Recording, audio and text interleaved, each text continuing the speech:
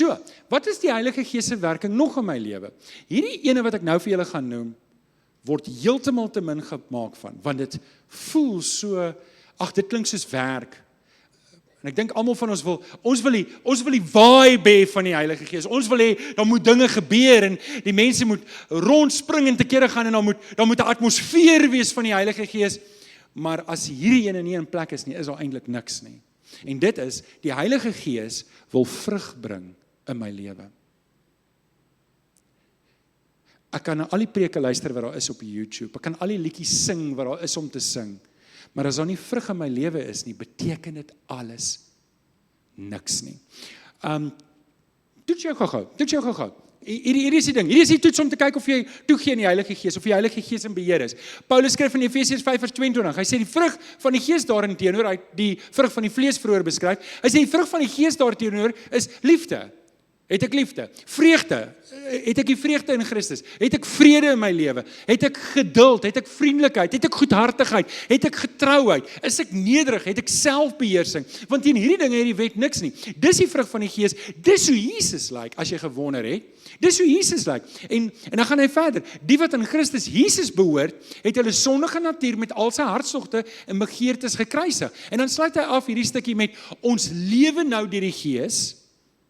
Laat die Gees ook nou ons gedrag bepaal. Dis snaaks hoe min ons maak van hierdie, want ons koppel die Heilige Gees se krag aan 'n gevoel en nie aan 'n leefstyl nie. Ek wil dit herhaal. Ons koppel die Heilige Gees se krag in ons lewe, dat ek het 'n intieme oomblik beleef toe ek op my knieë was, en nie in ons leefstyl nie. En Paulus doen presies die teenoorgestelde. Weet julle hoe min praat Paulus van enige gevoelings wat ons het, wanneer ons die Heilige Gees het in ons lewe, en hoe baie praat hy van lewe wat verander het, wanneer hy praat oor die Heilige Gees.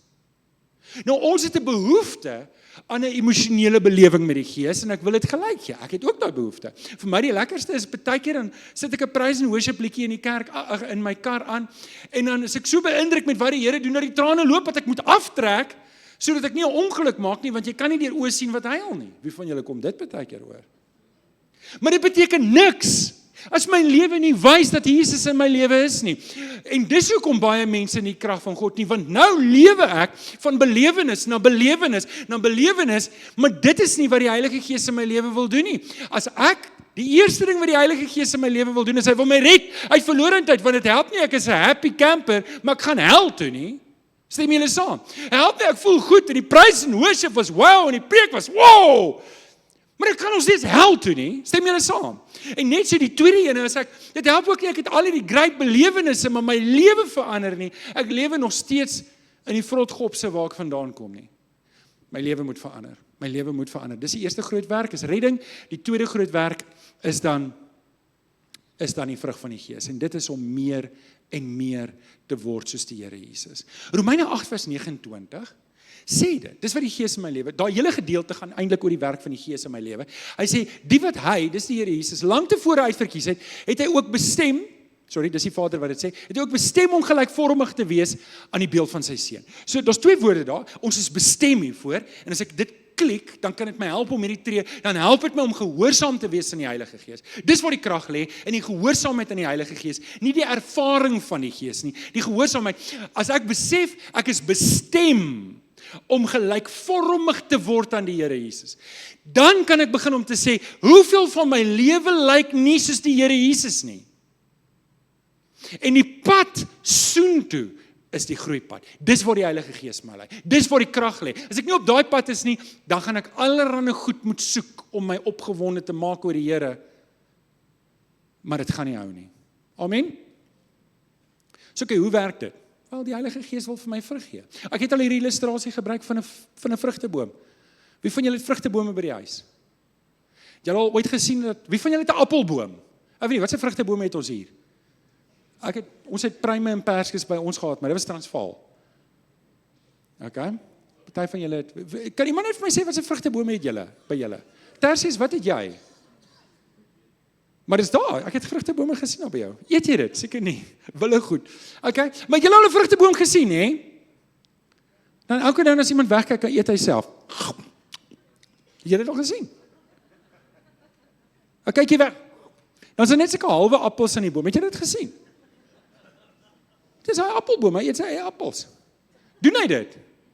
Julle is veronderstel nee te sê, hoor. Julle is begin wonder, wat's fout met hierdie ou? Okay, so hier is die ding, ek moet vrug dra, sodat die Heilige Gees sy invloed kan hê op ander mense se lewens. Dis nie vir my nie, dis vir ander. En mis die vraag wat ek moet vra, hoe lyk my lewe? Dra ek vrot vrugte op hierdie stadium? Dra ek vrot vrugte? Dis omdat ek nie oorgegee is vir die Gees nie. Want die Gees, hoe meer ek oorgee vir die Gees, hoe meer gaan die Heilige Gees my laat lyk soos Jesus. Die probleem is, my ou lewe wil bly terugkom. En hy kom altyd wanneer ek net so in die skade weer deurloop, gryp hy my so in die krag en sê, "Het jou!" Sê, "Kom, ons gaan doen iets kwaad." Ek weet, ek moes vanoggend weer vir iemand om verskoning vra. Wat die Heilige Gees maande terug vir my gesê het, Johan, die ding moet en kry. Jy wys nie Jesus as jy dit doen nie. En dan as ek die kans kry, wanneer ek weet niemand sien my nie.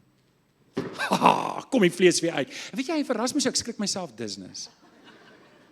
En dan moet ek teruggaan. Ek moet man wees, wat die Here verwag, en ek moet gaan jammer sê. Die ou, as ek dit los, die Engelse woord is, you will always gravitate back to the old person. En ek moet teen dit stry. Ek moet opnuut weer 'n oorgawe maak. En dis dalk vanoggend jy dalk geslide, net so teruggegly, terug in jou ou lewe in. Vanoggend moet jy weer 'n oorgawe maak. Jy gaan nie die krag van die Heilige Gees beleef, as jy nie toelaat dat die Heilige Gees jou meer maak soos Jesus nie. Hoor jy, die belewennisse gaan kom en gaan, maar dis nie waar dit gaan nie. Dis die leefstyl wat die Here van ons wil hê.